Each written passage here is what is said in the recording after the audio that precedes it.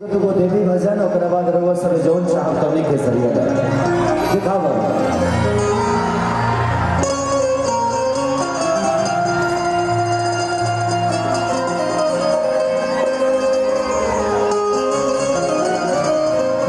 Hello Kushwaha ji, थोड़ा तबला का sound बढ़ा दीजिए, बंद हो गया है। और बढ़ाइए और बढ़ाइए और बढ़ाइए, बस बस। ढोलक का बेस का, ढोलक का बेस बेस बेस, ढोलक का बेस बेस।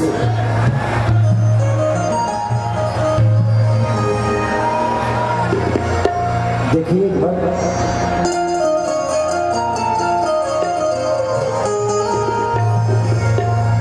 ओके और बढ़ाना है, थोड़ा सा बेस का और बढ़ा दीजिए कुशवाहा जी, बेस और बढ़ा दीजिए। एक बार हो जाएगा तो बार बार नहीं होगा, एक बार ही ठीक है, ताकि देखिए ओके ठीक है ओके।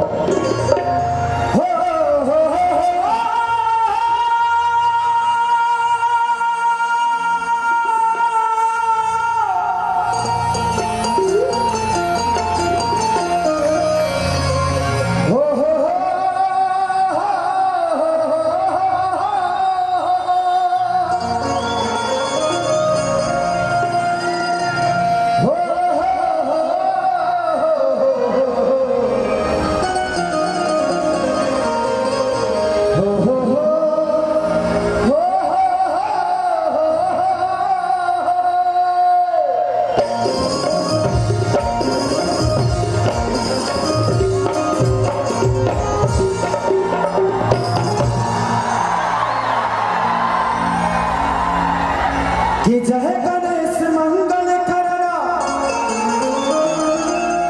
विघ्न हरो गणराज, एक दंत करी मधि बदना सिद्धि करो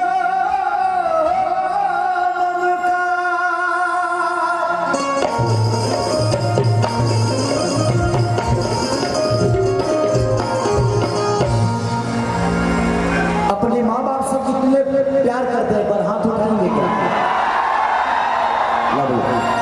ये देखकर अच्छा लगा मुझे। इस दुनिया में एक चीज जरूर आप हमेशा महसूस करिएगा, मैं औरत का अनादर नहीं करता। अगर आपकी बीवी आपको छोड़ के चली जाएगी तो आप दूसरी शादी कर सकते हैं, पर एक बार माँ चली गई ना तो शायद दोबारा माँ को लाया नहीं जा सकता। बेटा आपको छोड़ के चला जाएगा, दोबारा बेटा पैदा आप कर सकते हैं, लेकिन एक बार बाप चला जाएगा तो दोबारा पैदा नहीं हो सकता। इसलिए अपने जीवन में माँ बाप का अहमियत सबसे ऊपर रखिएगा। उनसे बड़ा इस धरती पे आशीर्वाद कोई नहीं है, वो है तो आपके जीवन पे हमेशा एक अलग छाया रहती है।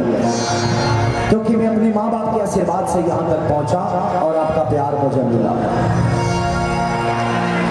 कि माँ के ज्योति से नूर मिलता है,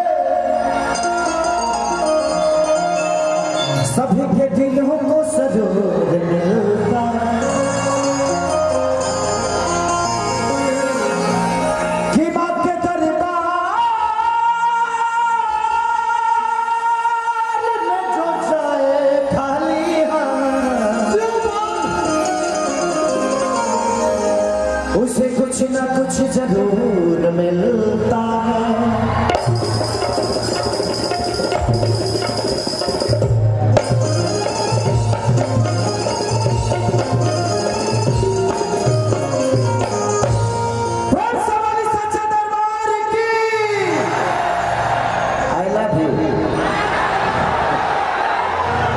थोड़ा सा पढ़ा लिखा कम हो मैं तो थोड़ा मेरा शब्दों पे मत जाइएगा। भैंस चराने से फुर्सत होता तब ना हम पढ़ाई करते हैं। अब एगो दूध बेचने वाला आदमी कहाँ से पढ़ाई लिखाई करेगा, है कि नहीं? चल बाबू देखा, आई एगो भक्त माई के दरबार में गई और कि माटी के मूर्ति से तकेली मुस्काई के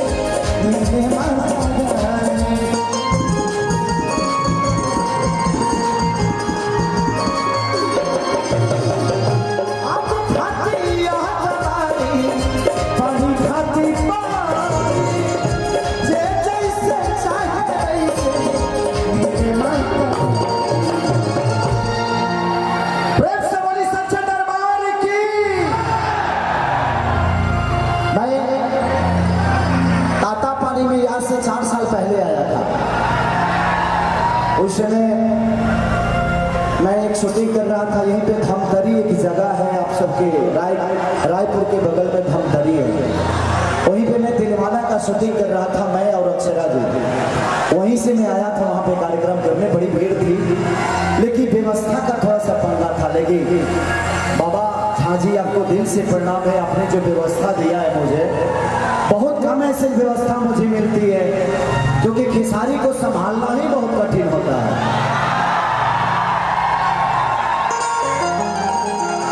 क्योंकि मैं इंसान कम भूकंप ज्यादा हूँ, मैं जहाँ जाता हूँ वहाँ भूकंप भी आता है, क्योंकि ये भूकंप आप सबका है और आप सबकी मोहब्बत है जो खेसारी को इंसान नहीं भूकंप पीड़ित बना दिया। कि मैया सबके दर्शन देली मन हर साही के, कि मैया सबके दर्शन देली मन हर साही के, कि अजब के झूठ सुना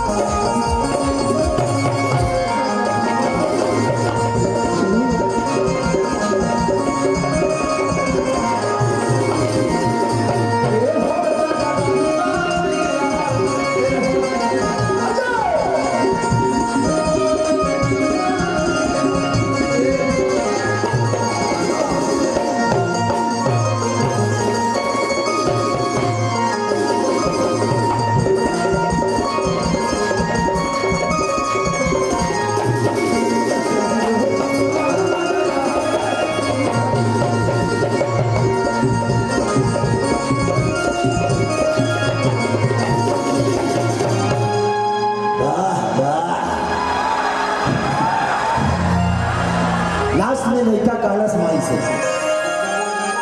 कि जब से बैठल मैया अरिया के पंडाल में, अजबे के मुरझा देखा अरे बातें प्यारी हाल में। ये गाना लिखल मानिए दिनेश लाल यादव निरहुआ के बड़ भाई जेकर नाम प्यारे लाल कवि हुए के गाना लिखने कि जब से बैठल